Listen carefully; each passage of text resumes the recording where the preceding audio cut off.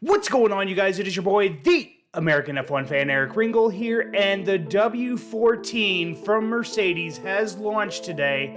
And during the interview with Toto Wolff, I think he gave us a clue as to what we can look forward to with not just this livery, but with all other liveries in the future of Formula One. Let's get on into talking about the W14 from Mercedes.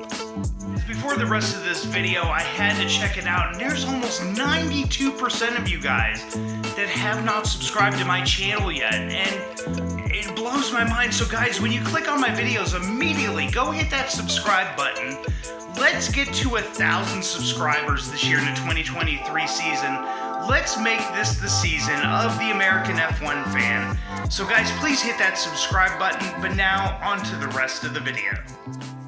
Here's our first look at the W14 for Mercedes, and I've got to say, so obviously Mercedes was another team that launched their car very early this morning, about 3:15 my time, so I was not able to be live when they launched their livery and car. And at first glance, because first thing I did this morning was just look at the pictures, downloaded the pictures, looked at them. And I've got to say, this looked really stealthy to me. Just, it looked like a really mean machine. And so we're looking at George Russell's car here. And my first question, because, and I think a lot of people are going to have this question, is George Russell kind of has a brand to himself, and he's got the blue numbering on a lot of his merchandise and helmet, and they've given him this really fluorescent green numbering on the fin and the shark tail, and it was a little questionable. I'm hoping maybe that will change, but at first glance, I thought, wow, this looks really mean. And the fact that Mercedes went back to the all-black livery was I think a thing that a lot of fans in Formula One were wanting.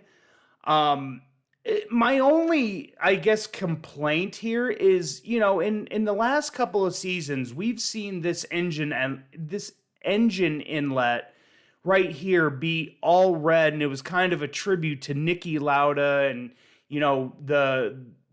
the effect he had on Formula One and the Mercedes team. And you can kind of see that this red is starting to slowly but surely work itself away from the car. And I get that we're a couple years past since Niki Lauda had passed away, but I think especially with the black car. Now, when it was the silver car last season, it looked a little weird, but I think with the black car, that red would have stuck out so much more and just kind of given it that last little bit of pop.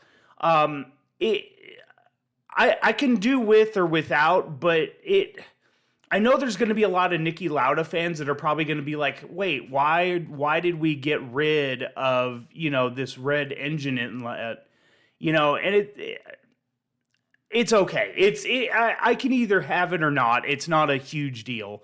But, looking at it, the black it made this machinery look really, really good. And we're going to go to another picture here.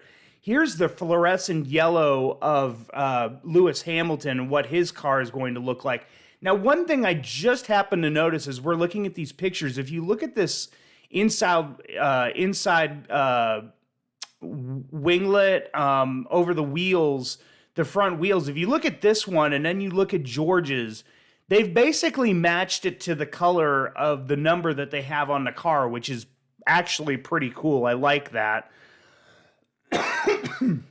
Excuse me. But that fluorescent yellow just really pops on this car and looks really, really nice. And again, the black it made this car look really, really mean looking. And looking at it from this angle, you're starting to see, I see the black, and that's all well and good.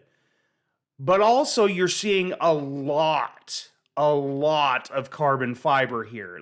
You can see it all throughout here, through the wing. You can see it basically all over the wing, except where you've got obviously sponsors on the wings itself. You can kind of see it, going through, the side pods and that area. You can see the carbon fiber. And then, as we move to this picture, you can see it on this side as well. You can see that carbon fiber striping.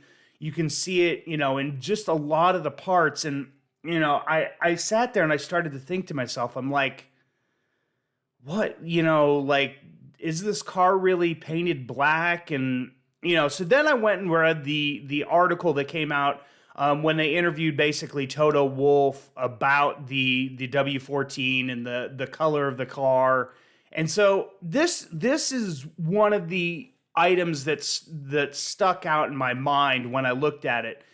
This is from the Formula1.com news article, and it says, as for the return of the black livery, which is predominantly exposed carbon fiber, to shed as many grams as possible. So basically, yes, this may be a black colored car.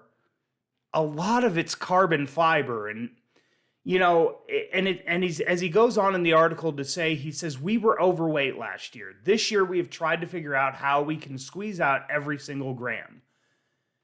This now gives us an insight as far as what liveries are going to look like going forward in Formula One.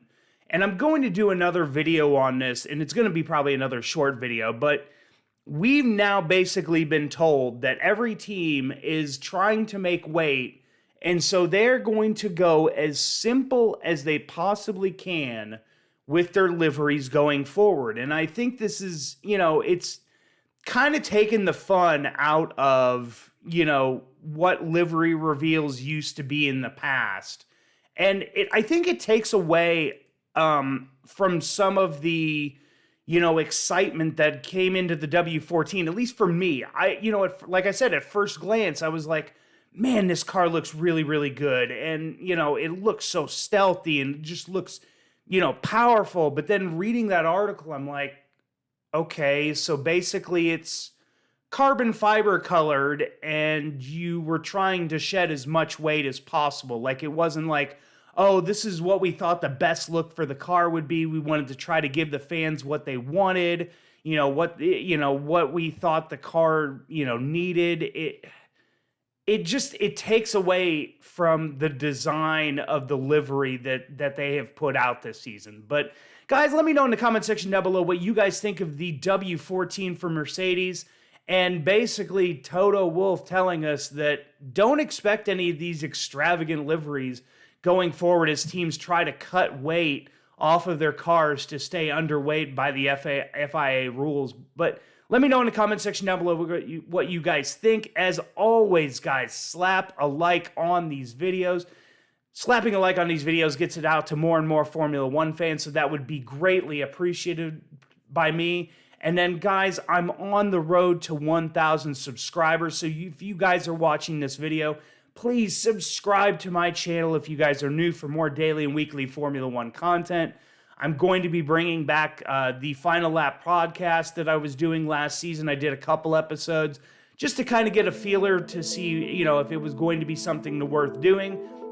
I'm going to be bringing it back this season, so be on the lookout for that as well. But guys, thank you so much for watching this video. And guys, for the American F1 fan, I'm Eric Ringel, signing off.